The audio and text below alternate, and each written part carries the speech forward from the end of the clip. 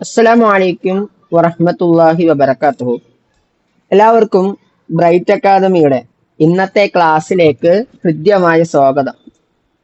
ഇൻഷാ അല്ലാ നമ്മൾ ഇന്ന് മുതൽ ചർച്ച ചെയ്തു തുടങ്ങുന്നത് അറബി പെഡഗോഗിയിലെ വളരെ പ്രധാനപ്പെട്ട എപ്പോഴും പരീക്ഷയ്ക്ക് ചോദിക്കുന്ന ചുരുക്കം ചില ചോദ്യങ്ങളിലൂടെയാണ്. നമുക്ക് ഇന്നു മുതൽ ബ്രൈറ്റ് അക്കാദമിയിലൂടെ ഒരുപാട് ചോദ്യങ്ങൾ പഠിച്ചുകൊണ്ട് നമുക്ക് എന്ത് ചെയ്യാം, കേട്ടറ്റ് പരീക്ഷയിലെയും PSC പരീക്ഷയിലെയും തലവേദന വിഷയമായിട്ടുള്ള അറബി പെഡഗോഗി നമുക്ക് ഇങ്ങോട്ട് എടുക്കാം അല്ലെ. ഇപ്പൊ എല്ലാം തൂക്കുന്ന ഒരു സിറ്റുവേഷനിലാണ് ഉള്ളതല്ലേ, എല്ലാവരും തൂക്കിക്കൊണ്ടിരിക്കുകയാണ് എല്ലാ വിഷയങ്ങളിലും. അപ്പൊ നമുക്ക് ഇങ്ങോട്ട് അത് തൂക്കാം അല്ലെ. അപ്പൊ അറബി പെഡഗോഗി വളരെ ഇൻട്രസ്റ്റിംഗ് ആയിട്ട് നമുക്ക് പഠിക്കാൻ പറ്റും. പ്രധാനമായി നമ്മൾ ശ്രദ്ധിക്കേണ്ട കുറച്ച് കാര്യങ്ങളുണ്ട്. അറബി പെഡഗോഗി എന്ന് പറയുന്നത് വളരെ ലളിതമായി വളരെ രസകരമായി നമുക്ക് പഠിക്കാൻ പറ്റും. ആദ്യം നമ്മുടെ മനസ്സിൽ വേണ്ടത് പെഡഗോഗി എന്ന് പറഞ്ഞ സാധനം ഒന്നുമല്ല എന്നുള്ള ചിന്ത ഉണ്ടാക്കുക എന്നുള്ളതാണ്. അത് ഉണ്ടാക്കിയെടുത്തു കഴിഞ്ഞാൽ അറബി പെഡഗോഗി എന്നുള്ളത് വളരെ രസകരമായി വളരെ എളുപ്പത്തോടെ ബാക്കിയുള്ള വിഷയങ്ങൾ പഠിക്കുന്നതിനേക്കാളും നല്ല എളുപ്പത്തോടെ നമുക്ക് പഠിക്കാൻ പറ്റുന്ന, മനസ്സിലാക്കാൻ പറ്റുന്ന കൺസെപ്റ്റുകൾ അറിഞ്ഞുകൊണ്ട് ഭാഷാ കഴിവുകളിലൂടെ നമുക്ക് സ്വയത്തമാക്കാൻ കഴിയുന്ന ഒരു വിഷയമാണ് അറബി പെഡഗോഗി എന്നുള്ളത്. നമുക്ക് ഇൻഷാ അല്ലാ ചുരുക്കം ചില ചോദ്യങ്ങളിലൂടെ നമ്മുടെ ക്ലാസ്സിലേക്ക് കടന്നു വരാം. സാധാരണ കേട്ടറ്റ് പരീക്ഷയ്ക്കും PSC പരീക്ഷയ്ക്കും ഒക്കെ നിരന്തരം ചോദിക്കുന്ന ഒരു ഭാഗമാണ് അറബി പെഡഗോഗി എന്ന് പറയുന്നത്.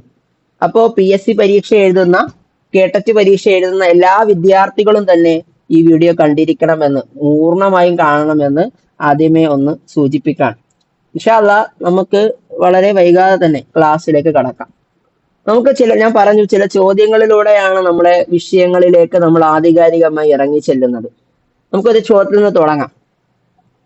അൽ ലുഗത്തുൽ അറബിയ, അൽ ലുഗത്തുൽ അറബിയ, അറബി ഭാഷ എന്നുള്ളത് മിൻ ലുഗത്തി, എന്ത് ഭാഷയിൽപ്പെട്ട, മിൻ ലുഗത്ത് എന്ത് തരം ഭാഷയിൽപ്പെട്ട ഒരു ഭാഷയാണ് അറബി ഭാഷ? നിങ്ങൾ ഉത്തരം കണ്ടിട്ടുണ്ടാവും, സാമിയ എന്നുള്ളതാണ്.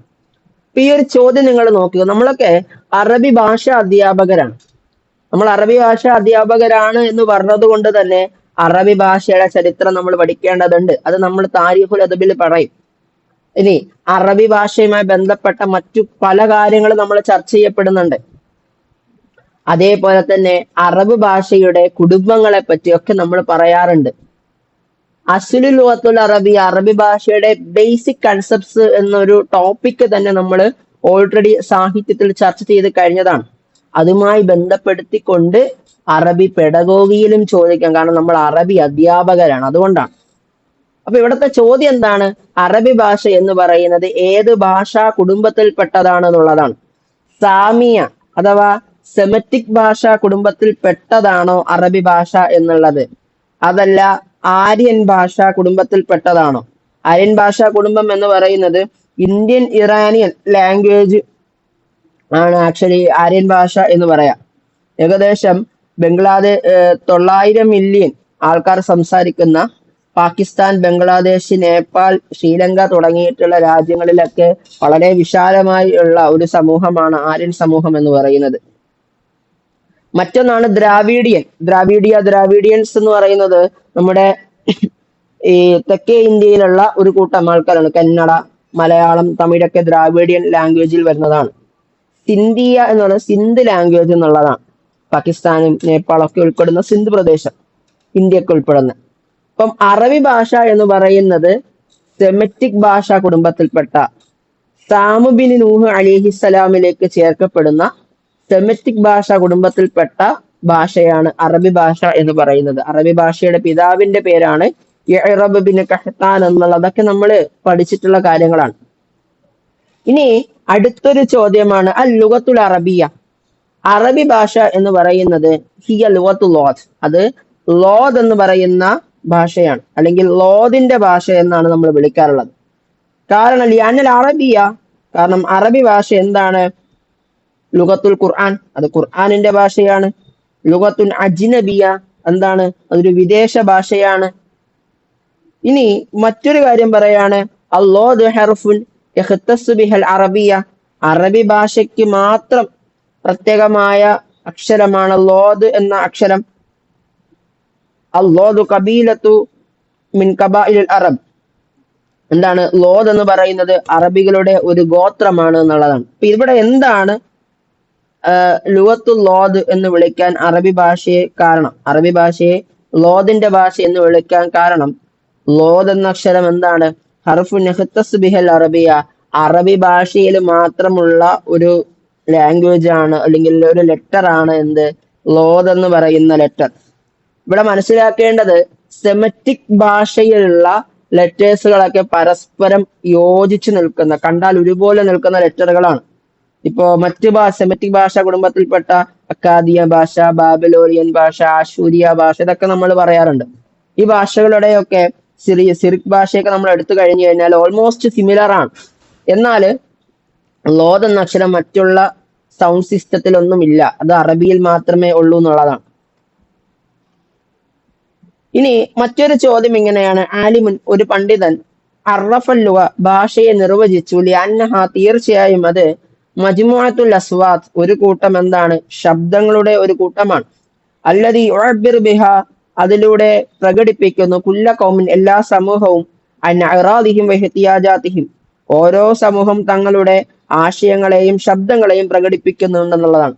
അപ്പൊ ഇത് പറഞ്ഞതാരാണ് എന്നുള്ളതാണ് ചോദ്യം.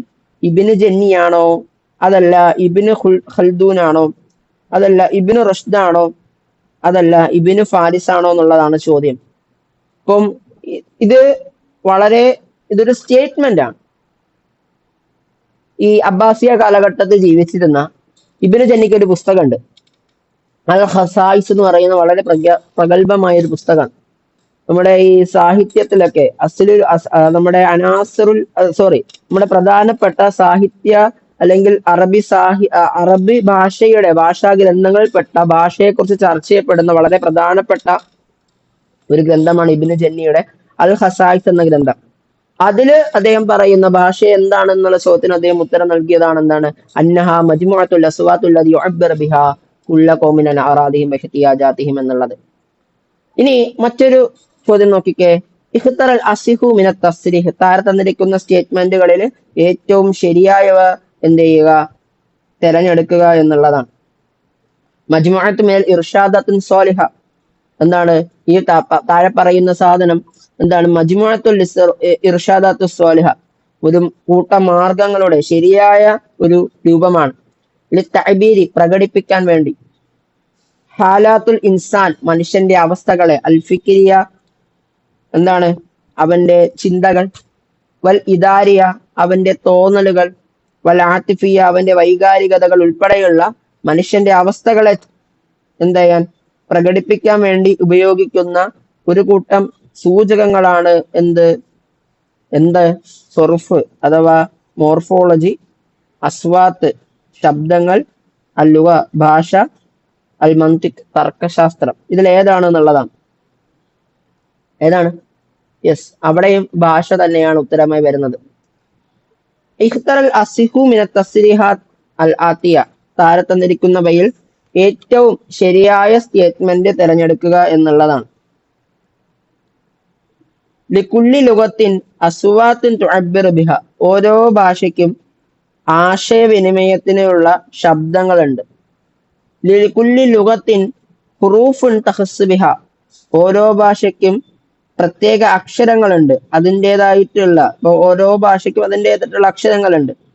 ലികുല്ലി ലുഗത്തിൻ അകാലിമ തുവഹിദു ബിഹ ഓരോ ഭാഷയ്ക്കും അത് സംസാരിക്കപ്പെടുന്ന പ്രത്യേക പ്രദേശങ്ങളുണ്ട്. ഇപ്പോ മലയാളം എടുത്താൽ കേരളം മാത്രം, തമിഴ് എടുത്താൽ തമിഴ്നാട് മാത്രം, കന്നഡ എടുത്താൽ കന്നഡ മാത്രം, അങ്ങനെ ഓരോ കർണാടക മാത്രം, അങ്ങനെ ഓരോ പ്രദേശങ്ങളുണ്ട് എന്നുള്ളതാണ്.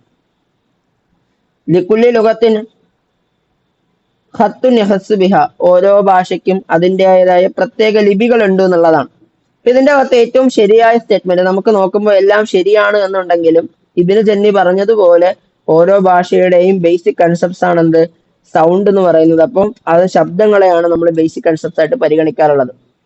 ഇഖ്താർ മാൽ ലാ യുലായിമു ബി തഅരീഫിലുവ, ഭാഷയുടെ നിർവചനങ്ങളിൽ പെടാത്തത്, യോജിക്കാത്തത് കണ്ടെത്തുക എന്നുള്ളതാണ്.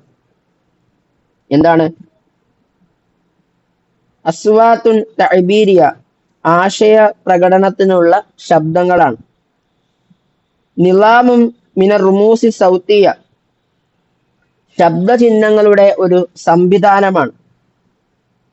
നിലാമു മിനൽ ഹയാത്തുൽ ഇക്തിസാദിയ, സാമ്പത്തിക ജീവിതത്തിന്റെ ഒരു സംവിധാനമാണ് ഭാഷ എന്ന് പറയുന്നത്. നിലാമു മിന മഅലൂമാത്ത് സൗത്തിയ, ശബ്ദ വിവരങ്ങളുടെ, അൽ മഅലൂമാത്ത് സൗത്തിയ എന്ന് വെച്ചാൽ ശബ്ദ വിവരങ്ങളുടെ ഒരു സംവിധാനമാണ്, ശബ്ദങ്ങളുടെ വിവരം നൽകുന്ന ഒരു സംവിധാനമാണ് ഭാഷ എന്ന് പറയുന്നത്. അപ്പൊ താരെ തന്നിരിക്കുന്നവയിൽ ഭാഷയുടെ നിർവചനവുമായി പൊരുത്തപ്പെടാത്തത് കണ്ടെത്തുക. ഇഖ്തറമാലായുലായ്മ, അനുയോജ്യമല്ലാത്തത്. നമുക്കറിയാം സാമ്പത്തികതയും എന്താണ് ഭാഷയും തമ്മിൽ കണക്ക് കൂട്ടി വെക്കേണ്ട കാര്യമൊന്നുമില്ല എന്നുള്ളതാണ്. അപ്പൊ അതുകൊണ്ട് ഓപ്ഷൻ സി ശരിയായി വരും. അൽ ലുഗത്തു, ഭാഷ, തഖൂമു അല, അത് അടിസ്ഥാനപ്പെടുന്നു എന്തിന്റെ മേൽ? അൽ ഹുറൂഫ്, ഹർഫിന്റെ മേലാണോ? അൽ അസ്വാത്ത്, ശബ്ദങ്ങളുടെ മേലാണോ? അൽ കലിമാത്ത്, വാക്കുകളുടെ മേലാണോ? അൽ ജുമൽ, സെന്റൻസുകളുടെ മേലാണ്? എന്തിന്റെ മേലാണ്? ശബ്ദങ്ങളുടെ. നമ്മളിവിടെയൊക്കെ ശബ്ദങ്ങളെ കുറിച്ചിട്ടാ പറയണം അല്ലെ. ഭാഷ എന്ന് പറയുന്നത് ശബ്ദങ്ങളാണ്, ശബ്ദങ്ങളാണ്, ശബ്ദങ്ങളാണ് എന്ന് പറഞ്ഞു.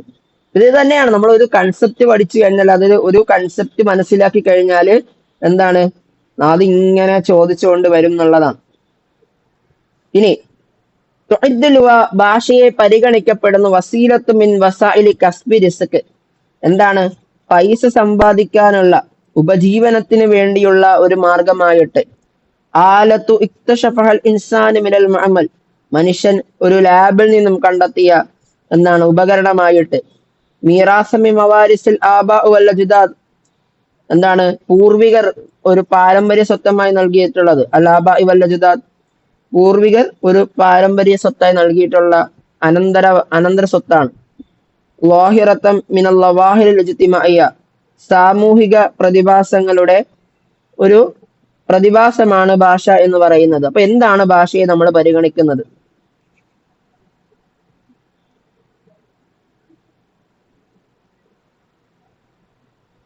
ഭാഷ എന്ന് പറയുന്നത് എന്താണ്? അത് ഒരു സാമൂഹിക പ്രതിഭാസത്തിൽപ്പെട്ട ഒരു പ്രതിഭാസമാണ് ഭാഷ എന്ന് പറയുന്നത്. അല്ലാതെ ഒരു ഉപജീവന മാർഗമോ അതല്ല മറ്റ് എന്താണ് മനുഷ്യൻ കണ്ടെത്തിയ ഉപകരണമോ അതല്ല പൂർവികരുടെ പാരമ്പര്യമോ ഒന്നും അല്ല. മറിച്ച് അത് എന്താണ്, നമ്മളൊരു സാമൂഹിക പ്രതിഭാസത്തിൽപ്പെട്ട ഒരു പ്രതിഭാസമാണ് ഭാഷ എന്ന് പറയുന്നത്. ഇത് ഷഖ്സിയത്തുലുവ, ഭാഷയുടെ വ്യക്തിത്വം അല്ലെങ്കിൽ അടിസ്ഥാനം എന്ന് പറയുന്നത്. അസാസിയൻ തഅ്തമിദു അല, അത് പ്രധാനമായും ആശ്രയിക്കുന്നത് എന്തിനെ കുറിച്ചിട്ട്, എന്തിനെ പറ്റിയിട്ടാണ്? അൽ ഹുറൂഫ് വ കിതാബത്തിഹ, അക്ഷരങ്ങളും എഴുത്തിനെ പറ്റിയിട്ടാണോ? അൽ ഖായിദ വ തർക്കീബിഹ, അതിന്റെ വ്യാകരണവും ഘടനയും പറ്റിയിട്ടാണോ? അന്നുതുഖു വ തലഫുലുഹു, ഉച്ചാരണവും അത് തലഫുൽ പദങ്ങളെ പറയുന്നതിനെയാണോ? അൽ മുഫ്രദാത്തു വ മുത്തറാദിഫാത്തിഹ, എന്താണ് പദങ്ങളും അതിന്റെ പര്യായ പദങ്ങളുമാണോ എന്നുള്ളതാണ്. എന്താണ് ഭാഷയുടെ അടിസ്ഥാനം എന്ന് പറയാം?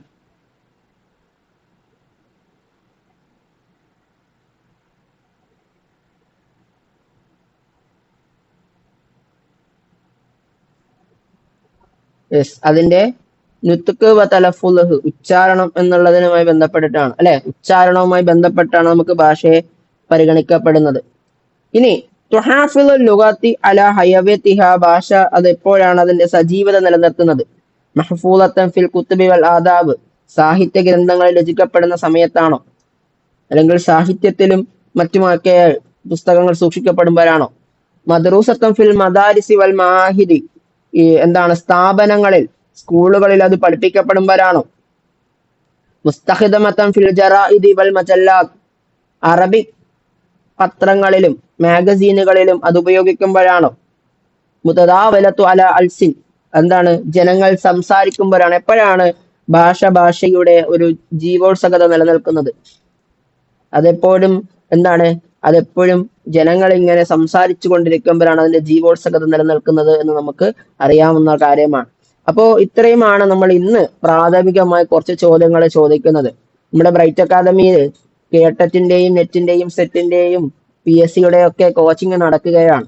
അപ്പോ കേട്ടറ്റിന്റെ കഴിഞ്ഞ പരീക്ഷയിൽ വളരെ നല്ല ഒരു നേട്ടം നമുക്ക് നേടാൻ കഴിഞ്ഞു. ഏകദേശം 140ഓളം വിദ്യാർത്ഥികളാണ് കഴിഞ്ഞ കേട്ടറ്റ് പരീക്ഷയിൽ ബ്രൈറ്റ് അക്കാദമിയിൽ നിന്ന് വിജയിച്ചു വന്നിട്ടുള്ളത്.